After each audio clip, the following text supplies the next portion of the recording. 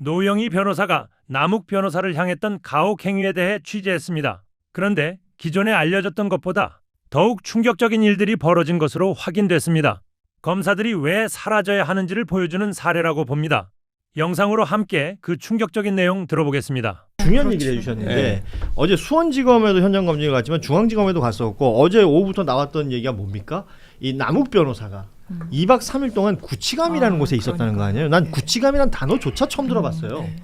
그러니까 이런 공간이 있는데 이게 뭐 실질적으로 현장 갔던 분들이 눈으로 보셨겠지만 사진도 못 찍고 우리가 본 거는 이제 그래픽으로 표현되어 있는 정도를 봤는데 아주 좁은 공간, 뭐 2평 남짓이라고 표현을 하더군요. 2평은 좀 안 돼요. 네, 그리고 뭐 어떤 아무것도 없대. 뭐 화장실도 친구도 없고. 뭐고 없고 그냥 조그마한 화장실 하나 있고 그냥 칸칸칸칸 있는데 창문도 없고 이런 공간에 원래 사용 용도는 뭐 조사를 받을 때 대기를 한다던가 다시 구치소로 돌아가기 전에 대기를 한다던가 아니면 공범들 간에 조사가 끝나는 시간이 달라가지고 잠시 기다린다던가 이런 식으로 활용을 한다는 거예요.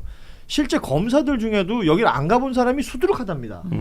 근데 여기에 남욱이라는 피의자를 그것도 구치소에서 데리고 와갖고 그러니까요. 거기다 두고 2박 3일 동안 냅뒀다는 거예요. 구속 수감된 사람을 굳이 그러고 나서 나왔던 얘기가 그거 아니에요. 배를. 우리는 환부를 뭐 어쩌고 장기를 어쩌고 가족 사진 보여주고 뭐 이랬다는 거 아닙니까? 그러니까 검사들의 수사 기법이라는 게 이런 거였구나. 압박을 넣는 거예요. 정신적으로 피폐하게 만들어서 그렇죠. 원하는 걸 끌어내려고 했다라는 그 의도를 감추지 않았다는 거예요.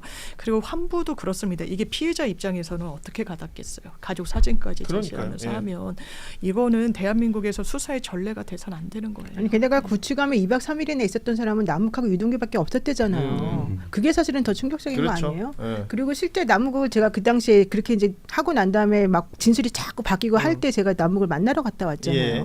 남욱이 그때 되게 정말 그렇게 말을 했었어요. 노레스트 컴퍼 여기서 또 나오네. 자기 너무 힘들었다. 네. 그 당시에 검사들이 자기를 어리기도 하고 다르기도 하고 막 뭐라고 협박도 하고 정말 힘들었다. 특히 애 얘기 이제 그렇게 하면서 그러면 우리 그건 애하고 너무 와이프하고 어렵지. 외국에 있었었는데 나는 그냥 와가지고 사실은 그 전에는 검사들이 자기를 꼬셔가지고 데리고 들어왔다는 거예요. 네가 들어오면 니네 자식이랑 와이프는 안 건드리고 네가 그냥 다 정리하고 협조만 해주면 내가 잘해줄게. 그리고 자기가 들어왔는데 와가지고는 막 180도 달라지면서 이런 특정한 식으로 대답하라고 막 자기를 괴롭혔다는 얘기를 그때 예. 들었거든요.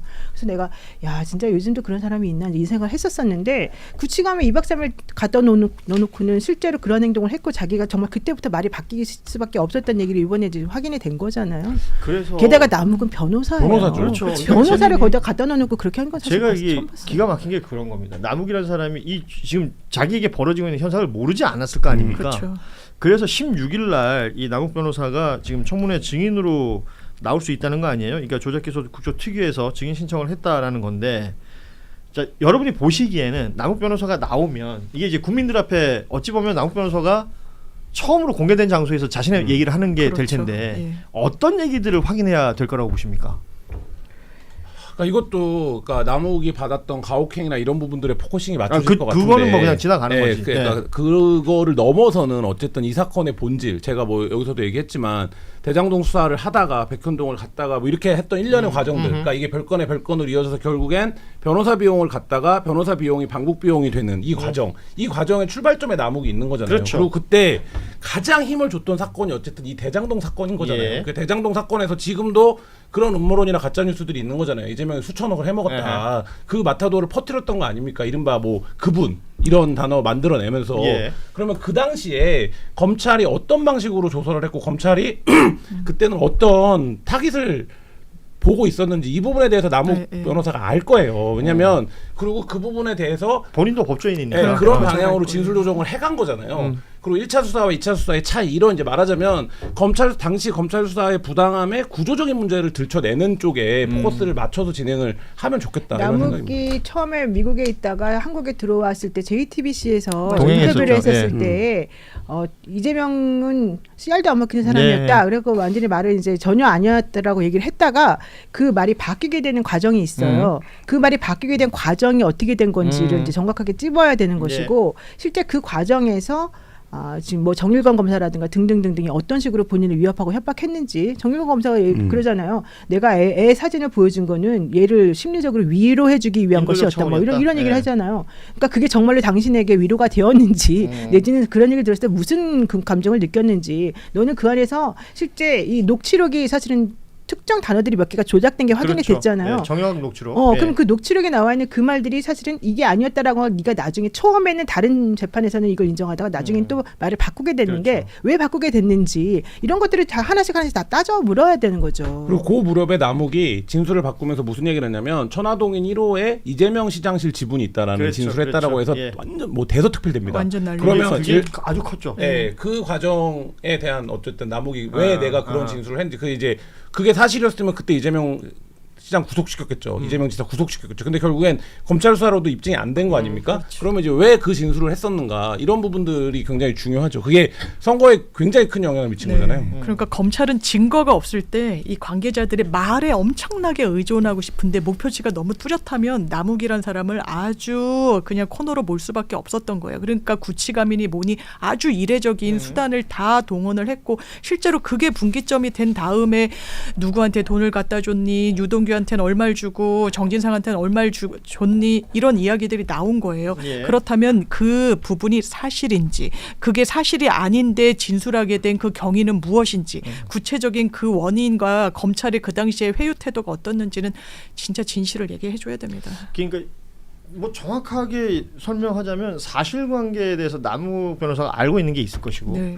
이것을 본인이 어떤 이유로 다르게 표현했거나 거짓말을 했거나 했다는 부분들을 지적을 하고 그 부분들을 하나하나 체크를 해야 될 텐데 그러기 위해서는 이 사건 전체적인 맥락을 다 봐야 되는 거잖아요. 대장동부터.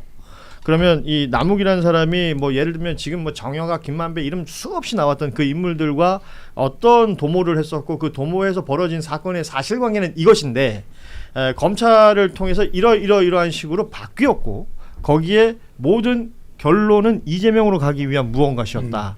이것들을 하나하나 볼 필요가 있을 것 같습니다. 그때 검찰 수사의 그림을 사실 남욱이 다 그린 거예요. 남욱 진술로. 왜냐하면 그러니까 남욱이 말하면서 시작되고 남욱의 맞습니다. 말로 계속 이어갔던 겁니다. 그러니까 천화동인 1호가 이재명 시장실 지분이 있다 이 얘기를 남욱이 한 거고요. 그래서 이 사업의 어떤 이권에 이재명 시장이 개입되어 있다라는 걸 남욱이 얘기한 거고 그 다음에 또 실제로 입증된 거 뭡니까? 유동규한테 준 돈 유동규가 그때 높은 사람들 갖다 준다 그랬다. 예, 예. 그래서 김용이랑 정진상이 엮인 거예요. 예. 그리고 뭐 그 외에도 지금 제가 오래돼 갖고 가물가물한데 굉장히 많아요. 남욱 다예요. 제가 네. 보기에는 정영학 녹취록이라는 게 물증으로서 와 이거 나왔다. 네. 맞아요. 여기 이거 다 있다. 그랬는데 봤더니 막 표현 글자 바뀐 게 막 있어요. 지금 이걸 썼다는 그 속기사도 증인으로 출석을 한다는 예, 얘기가 맞아요. 있는데 이런 것들도 확인을 해야 될 것이고 남욱 변호사의 말로 이 사건들을 검찰이 엮어갔던 것도 있지만 남욱 변호사의 말로 사실은 이재명 지금 대통령 그리고 당시에 민주당 측에서는 남욱 변호사의 말로 방어를 했던 것도 많습니다. 그렇잖아요. 그렇죠. 남욱이 처음에 JTBC 기자랑 만나서 들어올 때 그 뭐 CR도 안 맥힌다 등등 했던 그 얘기가 바뀌었기 때문에 무슨 이유로 바뀌었겠느냐 등등에 대한 의혹들도 동시에 있었던 것이기 때문에 그리고 그 말하자면 대북 사업 관련된 얘기도 이재명 그 시장이 대북 사업에 관심이 있다라는 것도 남욱 씨가 자기가 유동규로부터 들었다고 얘기한 거잖아요. 그래서 네. 이 사업이 잘 되면 30억대 규모의 대북 사업 자기가 하기로 했었다라는 얘기를 해서 그때부터 지금 이 최근에 논란이 됐던 이재명 대북 지원 이게 이제 연결이 되는 시작점이었거든요. 그러니까 이제 그런 부분들에 대해서 남욱 씨가 자기 고백을 할 수 있느냐 이게 이제 관건이겠죠. 그리고 김승원 의원이 질문한 거가 사실은 저는 되게 좀 인상 깊었는데 네. 그때 당시에 이제 검사들한테 이런 질문을 하거든요. 정영학 녹취록은 어제 오늘 만들어진 녹취록이 아니다. 10년 동안 있었던 그 사업 대장동 사업과 관련해 엄청난 가지고 양이죠, 엄청난 그게. 양을 엄청난 기간 동안에 있었던 그 녹취록인데 그 녹취록에서 만약에 정말로 이재명, 김용, 정진상이 문제가 됐다면 그들에 대한 얘기가 하나라도 좀 제대로 나와줬어야 되는 거 아니냐? 근데 10년 동안에 있었던 그 기록을 쭉 살펴봐도 그런 내용이 없었으니까 결론적으로는 그 이 대장동 수사팀에서 갑자기 나중에 이걸 급조하기 위해서 위례 신도시를 윗 어르신이라고 바꾸기도 하고 뭐 형님이라고 바꾸기도 하고 이랬던 거 아니냐 이렇게 예, 물어봤어요. 근데 거의 대답을 못하는 거예요. 그러니까. 실제 그 부분과 관련해서도 이 남욱 씨나 아니면 속 기사한테 정확히 물어봐야 될 것들이 현실적으로 그 당시 니네들의 대화에서 제일 주된 내용이 뭐였었는지 또 내지는 그 당시 성남시에서는 어떤 일을 했었는지 이런 걸 아주 다 짚어버려야 되는 거죠. 자, 뭐 대장동을 위시로 해서 뭐 백현동, 위례신도시, 성남FC 뭐 그러다가 이제 변호사 대납 그리고 쌍방울 변호사비 대북 대납. 송금까지 이게 이어지는 일련의 과정 속에서 뭐 이런 비슷한 얘기들이 워낙 많아요. 그런데 남욱이라는 인물이 직접 청문회장에 등장해서 이야기를 하게 된다면 남욱의 입을 통해서 이 이야기를 듣고 싶다면 그만큼 또 위원들이 준비 잘해서 좋은 질문을 해야 될 것인데요. 이 부분들 좀 신경 써주셨으면 좋겠고 시간이 다 됐는데 어제 그 정준희의 논이라는 프로그램에 김지미 특검보가 출연을 했어요.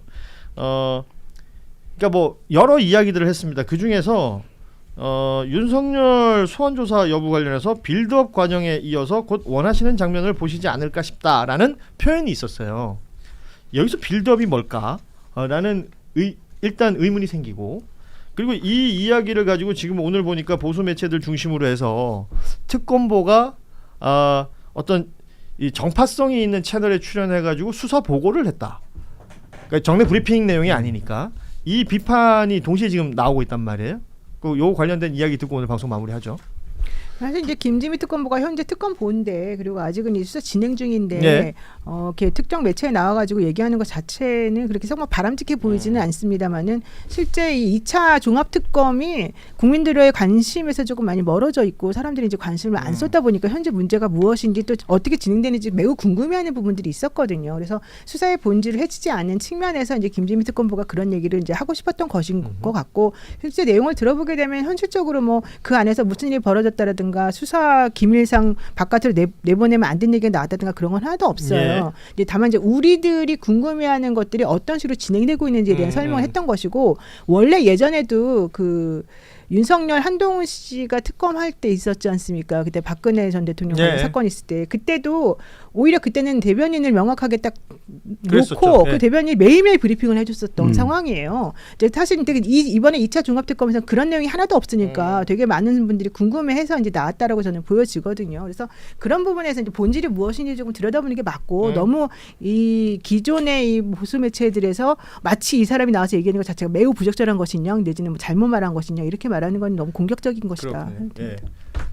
근데 저도 뭐 특정 매체와 매체죠. 매체에 나와서 얘기하는 건 부적절하다고 생각을 하고 만약에 이제 2차 특검이 지금 이제 노 변호사님 말씀하신 그런 이유라면 브리핑을 정례화하는 게 맞죠. 그러니까 이렇게 되면 김재미 특검보의 의도가 무엇이든 간에 이런 공격을 받을 수밖에 없어요. 그러니까 이거는 이 특검의 어떤 공정성이라든지 이런 부분에서도 나중에 부담이 되는 문제이기 때문에 저는 부적절했다라고 보고 만약에 지금 수사 상황이라든지 이런 거에서 언론의 관심이나 대중의 어떤 환기가 필요하다고 하면 브리핑을 정례화하는 게 맞다고 봅니다. 그렇군요. 예. 자 오늘 정리된 뉴스는 이 정도로 마무리하고요.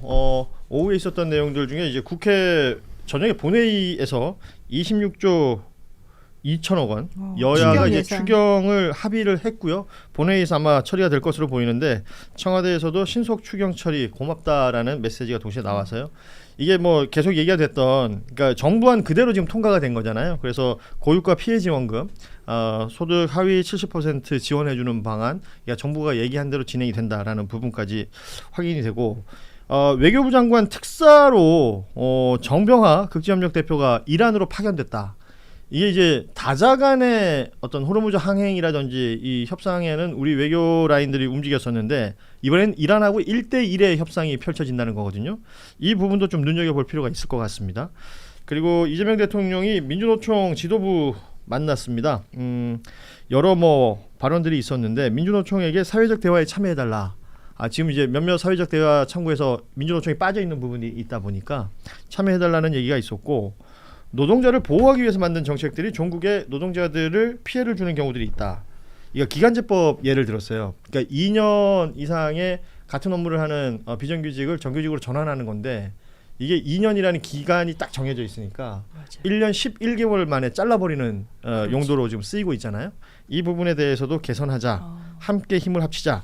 이런 얘기까지 오늘 나눠왔다는 얘기 정리해드리고 근데 이달 말경에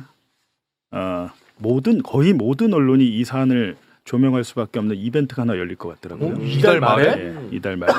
근데 국정조사는 일단 끝나는 것이고 다다음 주면 끝나는 것이고 그래서 요거는 사건은 진짜 더 봐야겠다는 생각이 들고 이거는 파면 팔수록 윤석열은 중앙지검장 시절부터 이재명을 죽이고 싶었구나라는 생각이 들어요. 계속 들 수밖에 없고 김영진 씨 파타야 살인 사건이 주범 2015년 11월에 있었고 그것이 알고 싶다가 그 파타야 사건을 2017년 7월에 1탄 방송을 하고 그리고 2018년 7월에 2탄 방송을 하잖아요. 네. 근데 1탄 방송의 마지막에 보면 클로징이 뭔가 이제 거대한 배후 세력이 이 사건의 뒤에 있다 이렇게 끝나요. 그렇게 클로징을 맺은 이유가 취재를 해보니까 보입니다. 보여요. 왜냐하면 지금 또 편지를 좀 봐야겠지만 김영진 씨한테 이제 최근 편지가 계속 오는데 저는 거듭 말씀드리지만 김영진이 교도소에서 보낸 편지를 믿지 않습니다. 네. 하지만 그 김영진의 편지 내용을 뒷받침하는 물증이 있다면 이거는 조사를 한번 해봐야 되겠다는 그게 생각을 하고 있는데 네. 역시나 마찬가지로 많은 옛날 뭐 법정 증언이랄지 경찰 진술 조서랄지 여기서 김영진의 주장이 다 뒷받침이 돼요. 그렇죠. 근데 이 사건이 이달 말부터는 공식적으로 사회적인 의자가 될 수 있겠다. 왜?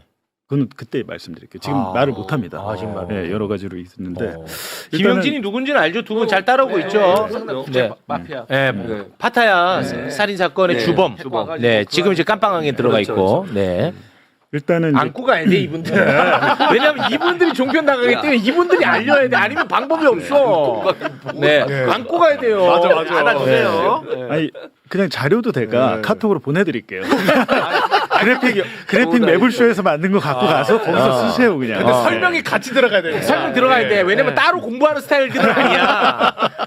네. 일단은 이제 지금 순천교도소에 수감 중인 김영진 씨가 두 번째 편지를 보내와서 제가 어제 받았어요. 받았는데 자료 7번. 또 받았어. 네. 7번에 이제 한번 곽수환 씨가 한번 읽어봐 주시죠. 봉지욱 기자님, 앞서 보낸 편지에서 박철민의 허위 뇌물 폭로 전 이재명 전 성남시장을 협박하여 돈을 뺏으려 했고 실행되지 않은 채 정치 검사가 이재명 전 성남시장을 저격하려는 과정에서 있었던 당시 서울중앙지검 강력부 김땡땡 검사가 전 조직원 박철민과 장땡땡, 임땡땡을 2017년부터 수사했던 점, 특히 구속 중이던 자들을 검사실로 불러 조작을 모의하고 그 대가로 음식을 시켜 먹거나 자유롭게 전화 사용을 하도록 특혜를 계속 제공한 점, 박철민과 장땡땡의 가장 가까운 친구이자 같은 조직원이었던 임땡땡이 저에게 보내온 2023년 9월 17일자 편지를 첨부합니다. 네. 이게 지금 2017년이잖아요. 2017년 이 당시 중앙지검장 윤석열, 3차장 한동훈입니다. 한동훈인데 지금 김모 검사, 중앙지검 강력부 김모 검사가 이때부터 성남국제마피아파 박철민, 장땡땡, 임땡땡을 수사를 했고 코마트레이드 그 이준석 대표 있잖아요. 네. 이때 이 김땡땡 검사한테 수사를 받습니다. 이때부터 설계가 된 것 같아요. 이때부터. 왜냐하면 이때 당시 수사를 받았던 지금 임땡땡의 편지를 첨부합니다 돼 있잖아요. 네. 임땡땡의 편지는 제가 지금 오늘 갖고 오지는 않았는데 수사를 직접 받았잖아요 본인이. 김 검사한테, 강력부 검사한테. 이때부터 이재명 관련 뇌물 사건을 기획을 한 것 같습니다. 근데 이게 중요한 것은 4년 뒤에 박철민 전직 조폭 박철민이 20억 돈다발 그 사진을 올리면서 2021년 대선판에서 조폭 연루소를 재점화시켰잖아요. 그렇습니다. 그 내용의 설계가 이때 중앙지검 강력부에서 지금 이루어진 것 같거든요. 와, 이거 대박 사건이네. 그러니까 박철민이 우리는 처음에 창작했다고 생각했죠. 그리고 그 알을 보고 뭐 이렇게 했을 것이다. 네. 범행 동기가 그렇게 나와 있는데 그게 아니고 2017년부터 이재명을 잡기 위해서 국제 마피아파와 엮어서 잡으려고 설계가 들어갔다는 점. 그리고 여기서 말하는 장땡땡도 지금 국제 마피아파인데 박철민의 조폭 동기예요. 그리고 박철민이 2021년 폭로를 할 때 김영진 외에 장땡땡이 내 동기 장땡땡이 돈 배달을 했다라고 주장을 합니다. 장땡땡이. 2021년 폭로의 내용이 2017년 중앙지검 강력부에서 이루어졌던 수사 내용이에요. 네. 뭐 아무 느낌이 없습니까? 난 무섭지. 네. 그러니까 근데- 이게 검찰 단위에서 기획이 된 거 아니냐는 거야. 근데 내진 문제는 아주 옛날이야. 이게 2017년부터 왜 그랬어? 그것도 희한해. 중앙지검적인데. 그 왜를 모르겠네. 그래서 근데 제가 드는 생각이 어지럽네. 이제 뭐냐면 이게 진짜 사실이라면 야 이거는 거의 게이트급인데 이제 곧 있으면 제가 이제 큰 이벤트가 벌어질 거라고 했는데 이때 그러니까 일단은 이게 지금 편지 내용이기 때문에 이게 진짜일까? 일단 임땡땡의 편지를 봤는데 이런 내용이 있어요. 본인이 조사를 받을 때 이재명 관련해서 불어라라는 것이고 이때 당시 이제 그 강력부에서 조사를 받은 조폭 관계자의 이야기에 따르면 이 김 검사가 조폭을 조사하다가 전화가 왔는데 갑자기 일어나서 허공에 대고 90도로 인사를 하면서 전화를 받더래요. 한동훈 3차장. 네, 한동훈 3차장에게 전화가 오니까 그 자리에서 일어나서 허공에 대고 90도로 인사를 하면서 받더라 라는 게 있었고 이게 이제 일개 평검사가 할 수 있는 일이 아니다라는 거죠. 그러니까 뭔가 위에서 뭔가 내려온 게 끊임없이 아니겠느냐. 보고가 되고 있었고 그랬기 때문에 전화가 왔다는 것이고 이제 이게 이제 편지죠. 네. 그럼 이 편지 내용이 또 사실일까 궁금하잖아요. 10번 자료 한번 보여주세요. 10번 자료 이거는 김영진의 최후 진술서. 이거 우리 그 마지막에 그 선고 받기 전에 재판에서 최후 진술하라고 시간을 주잖아요. 이 최후 진술서를 본인이 재판부에 제출한 겁니다. 당시에 2020년도 12월 2일. 2020년도에 지금 6년 전 그 최후 진술서예요. 그러니까 2020년에 쓴 글이야 네, 이거? 2020년도에. 네. 그러면 여기서 10번 말고 12번 자료를 띄워주시고 여기에 형광펜 쳐진 부분만 좀 읽어주시죠. 예. 자, 같은 조직 출신 선배 사업가 이준석 대표와 함께 도박 관련 일을 했고 이재명 지사님이 피의 사건을 무마하려고 수사 외압이 있었다는 내용으로 방송하였습니다. 그리고 밑에 선배 이준석 대표와 도박 관련 일을 했다면 저를 조사하고 이준석 대표를 조사하며 조금이라도 확인이 되어야 하는데 어떤 것도 확인이 되지 않았고 이재명 지사님 역시 어떤 것도 확인되지 않고 저는 그분을 알지도 못하고 저하고는 어떤 관련도 없습니다. 선배와 이재명 지사님도 황당하고 억울할 것입니다. 여기 2020년이라는 거지. 20년에 재판부에 낸 그 최후 진술서인데 재판부에는 이거를 작성해서 그러니까 작성한 날짜와 이날 본인이 그 피고인 본인도 증언 때 서거든요. 선고받기 전에. 네. 2020년 12월 1일에 김영진 본인 사건에서 본인이 증언 때 올라갔어요. 그래갖고 그 증언 녹취서가 있습니다. 4번. 이거는 법원에서 작성한 서류예요. 네. 녹취서 이렇게 돼가지고 12월 2일 확인되죠. 오전 10시. 네. 그러네. 이날 재판이 이루어졌고 피고인 김영진에 대한 피고인 신문 녹취서. 네. 이거 본인 사건, 살인 사건 그 네. 사건이에요. 거기서 6번 자료. 6번 자료. 제가 한번 위에 읽어볼게요. 네. 이 검사가 묻는 겁니다. 김영진에게 묻는 겁니다. 사건 당일 무렵 2015년 1월 19일 경에는 피해자를 폭행한 적도 없고 피해자를 폭행할 이유도 없었는데 방송에서 윤명균의 말만 믿고 피고인이 피해자를 때려 죽였다고 방송된 부분이 억울하다는 것이지요. 그날 방송에 대해서 지금 너 억울하다는 거지 그렇게 묻는 거예요. 검사가 물었죠. 네. 그러자 저는 방송 자체에 나온 것들도 다 제가 외국에서 여러 명을 죽였다고 하고 조직 선배와 일을 했다거나 정치인 이재명 경기도지사 이런 분들이 언급되는데 저는 전혀 알지도 못하고 왜 저한테 이렇게까지 하는지 모르겠고 검사님은 방송대로 하겠다는데 방송은 저와 이야기 한 번 한 적이 없습니다. 내용도 다 틀리고 사실이 아닌 것으로 왜 이렇게 이렇게 얘기를 본인의 사건 재판에서 2020년 12월에 증언한 거예요. 이때 당시에 뭐 우리가 이재명 이슈가 뭐 대통령이 됐나요? 대통령이 될 때가 아니잖아요. 네. 아닌데 지금 아까 그 중앙지검 강력부 검사가 2017년에 성남국제마피아파를 이제 쭉 조사를 하고 수사를 하는데 김영진이 2018년 4월에 태국에서 검거돼서 저기 베트남에서 검거돼서 송환되잖아요. 그리고 4월부터 10월까지 6개월간 검찰이 수사를 합니다. 그거는 서울중앙지검 형사 3부에서 하는데 형사 3부 사건이잖아요. 근데 느닷없이 그 강력부 검사가 김영진을 불러다가 조사를 했다고 해요. 그게 8번 자료. 이게 김영진의 편지에서 본인이 주장하는 내용인데 여기 폭로라고 지금 본인이 적었죠. 왼쪽만 좀 읽어주세요. 지난 2018년 6월 14일 오후 2시 서울중앙지검 강력부 김땡땡 검사에게 불려가서 저와 검사가 대화했던 내용을 생각나는 대로 상세히 적겠습니다. 김땡땡 검사는 김영진 씨 지금 사건 맡고 있는 정 검사가 이재명한테 뇌물 준 걸로 조사 받자는 거 대화가 잘 안 됐다고 하던데 맞아요? 왜 그러는 건데요? 뭐 때문에 진술을 안 한다는 거예요? 김영진 씨, 내가 이준석하고 뇌물 먹은 경찰이나 잡고 끝내려고 수사 시작한 것 같나요? 아니에요.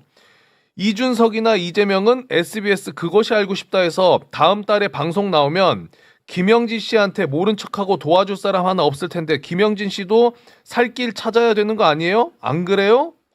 지금 이게 이제 이 사건 담당 검사도 아닌데 불러다가 이렇게 이제 조사를 했다는 게 지금 장소까지 나오죠. 별관 411호라고 하고 검사의 이름도 정확하게 알고 있고 6월 14일 오후 2시라고도 지금 특정이 되고 있고요. 이렇게 했는데 이제 검찰 단계에서 이렇게 해서 우리가 끝난 줄 알았더니 2021년에 대선 단계에서 박철민이 중앙지검에서 조사했던 내용 거의 비슷하게 폭로를 하고 이게 허위로 끝나는 줄 알았는데 계속해서 이재명을 잡기 위한 시도는 검찰과 경찰에서 윤석열 정권에서도 이루어졌던 것 같습니다. 왜냐하면 경찰이 김영진을 불러다가 수사를 해요. 경찰이 불러다가 하는데 왜 했냐면 박철민이 이재명을 수개로 해가지고 김영진을 묶어서 고발합니다. 박철민이 2011년 12월에 2021년 12월에 본인의 허위 폭로가 이제 드러났잖아요. 그럼에도 불구하고 이걸 어떻게든 말아보려고 이재명을 수개로 해서 김영진 등 7명을 경찰에 고발을 해요. 대선 정확히는 직전에? 수원지검에 고발했고 수원지검은 이 사건을 경기남부경찰청으로 보냈습니다. 수사를 하라고. 그러니까 지금 계속 구속 상태였던 김영진은 이재명 때문에 계속 불려다니는 거예요. 자 그러면 김영진은 진짜 미치고 환장하겠다. 1번 자료 보시면 여기 지금 진술 조서 김영진이 남부경찰서에서 이거는 지금 구치소에 경찰이 와가지고 조사한 겁니다. 그리고 날짜를 보시면 2022년 5월 2일입니다. 윤석열 취임 9일 전. 9일 전이죠. 이때 보면 피의자가 누가 돼 있습니까? 위에 사람은 피혐의자 이재명 외 7명이에요. 이재명의 7명. 지금 여기 이제 그 이재명이라는 그 글자를 쓴 거는 김영진이 쓴 겁니다. 자기의 진술 조서는 내 사건이 아니면 내가 기록을 못 받잖아요. 김영진이가 정보공개 청구를 해가지고 저걸 경찰로부터 받은 거예요. 받았는데 인적 정보를 다 지우고 주니까 본인 자필로 쓴 겁니다. 누군지 쓴 건데 2번 자료.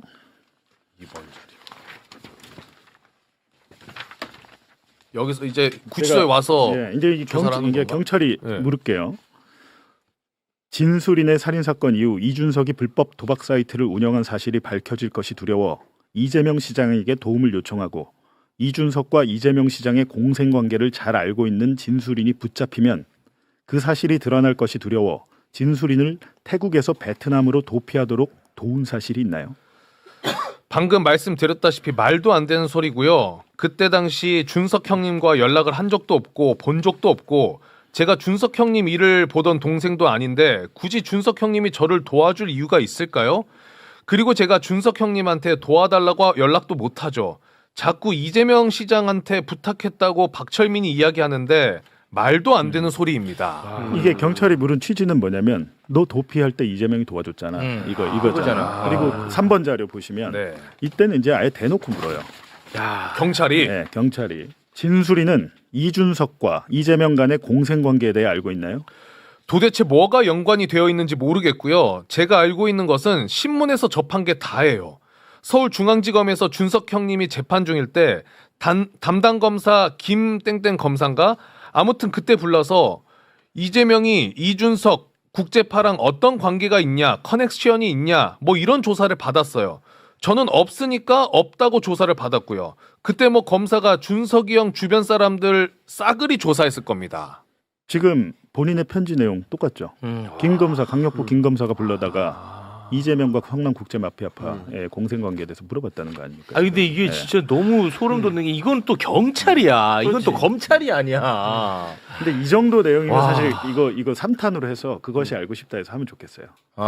자기들이 이제 명예회복도 하고 결자 해지하는 입장에서 이거는 그 아래에서 딱 맞는 소재거든요. 와 이거는 또 검찰이 아니라 또 경찰이야. 경찰이 또 이럴 이유가 뭐가 있어. 그러니까 검찰도 움직여야 되고 경찰도 움직여야 돼. 누군가가. 와 이거 왜 근데 이것도 물론 이제 윤석열 정부 탄생 직전이긴 하지만 이게 다 문재인 정부 때거든요. 그거 나 어지러워 그래서. 저도 제일 어지러운 거는 윤석열이 이제 대통령 되기도 전에 일인데. 중앙지검장 시절인데. 시골에서 잡배들하고 같이 이렇게 엮어가지고. 아니 중앙지검장이면 얘는 어찌됐든 검찰총장을 꿈꿨을 텐데 그때 검찰총장을 꿈꾸려면 어찌됐든 뭐 인정받을 내가 잘해서 인정받아야 되는데 왜 이런 짓을 하고 달았을까? 그 누구에게 뭐 옷 사주를 받았나 윤석열이? 아니, 그러니까 2017년이면 2017년에 사실은 이재명 당시 시장이 대선 후보로 나왔었어요. 경쟁을 했잖아요. 예, 그래 졌잖아. 그렇지, 졌지. 근데 그때부터 이재명 시장이 조명을 받기 시작했고 사실은 대선 후보급으로 계속 거론이 된 상태였잖아요. 네. 그러니까 모르겠어요. 윤석열 입장에서는 뭐 그것도 그때부터 꿈을 꿨는지 모르겠지만 기본적으로 이재명이라는 사람을 좀 제거해야 했다고 생각을 하지 않았나는 생각도 에이 무슨 중앙지검장이 아니, 차기 대선 주자를 지가 왜 죽여? 아니, 예를 들면 그런 과정에서 뭔가 있었을 가능성이 있다는 거지. 우리가 알 수는 없지만.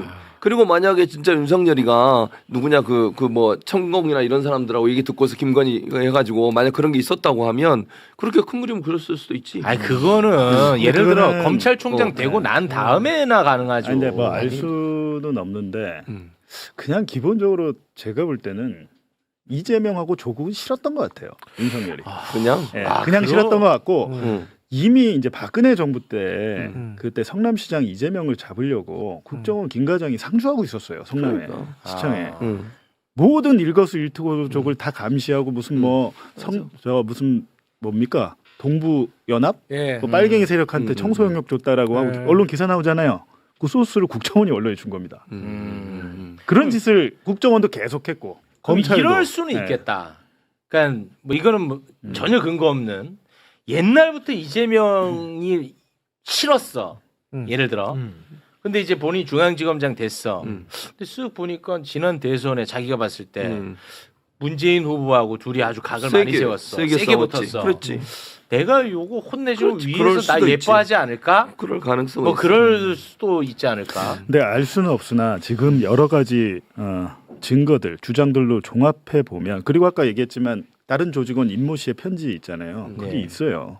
그 사람 가수 조사받은 사람 아닙니까? 그리고 당시에 조사를 받았던 측 조폭 측의 얘기를 들어봐도 이재명에 대한 걸 안 불어가지고 상당히 불이익을 받았던 거예요. 그러니까 예를 들면 나의 옛날 사건 무혐의로 끝난 사건을 그 개인 검사가 뒤집어가지고 무혐의를 다시 수사해가지고 기소를 해서 징역 8년인가? 이재명 안 본다고? 네. 와.